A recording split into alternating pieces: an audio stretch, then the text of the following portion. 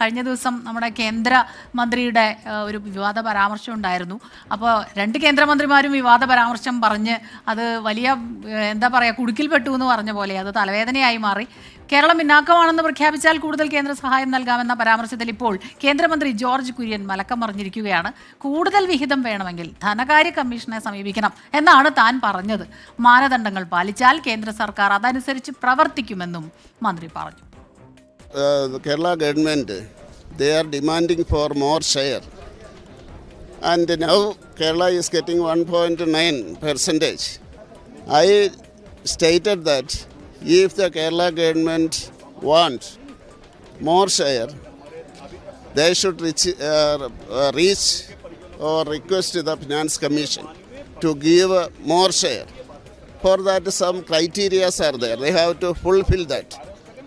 Then the government of India will act accordingly. That is what I sent. And they are always telling against Modi ji. Balram Nedungadi ചേരുന്നുണ്ട് ഡൽഹിയിൽ നിന്ന് വിവരങ്ങളുമായി. ബൽറാം പറഞ്ഞു കുടുങ്ങിയെന്ന് പറഞ്ഞ പോലെയായിരുന്നു. വലിയ വിവാദം ചർച്ചയൊക്കെ ആയി അദ്ദേഹത്തിൻ്റെ പരാമർശം. ഇപ്പോൾ അദ്ദേഹം പറയുന്നു ഞാൻ പറഞ്ഞത് ധനകാര്യ കമ്മീഷനെ സമീപിക്കണം, അതിന് ചില ക്രൈറ്റീരിയകളുണ്ട്, കൂടുതൽ വിഹിതം കിട്ടണമെങ്കിൽ ആ ക്രൈറ്റീരിയകളെ കുറിച്ചാണ് താൻ പറഞ്ഞതെന്നാണ് ഇപ്പോൾ പറയുന്നത്.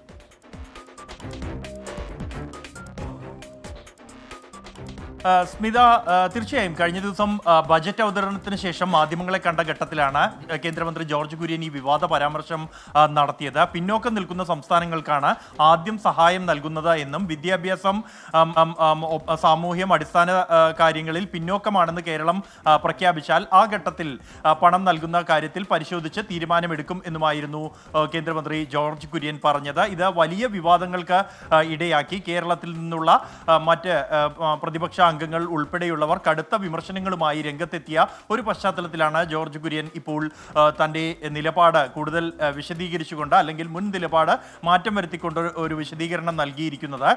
കേരളത്തിന് ഇപ്പോൾ 1.9% മാത്രം വിഹിതമാണ് ലഭിക്കുന്നത്. കൂടുതൽ പണം അല്ലെങ്കിൽ വിഹിതം വേണമെന്ന് കേരളം ആവശ്യപ്പെടുന്നുണ്ട്.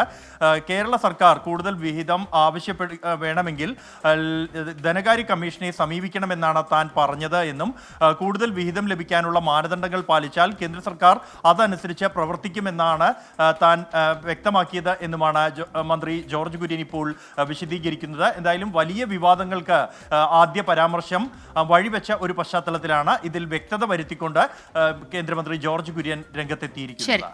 സ്മിത, ബൽറാം നെടുങ്ങാടിയാണ് വിവരങ്ങൾ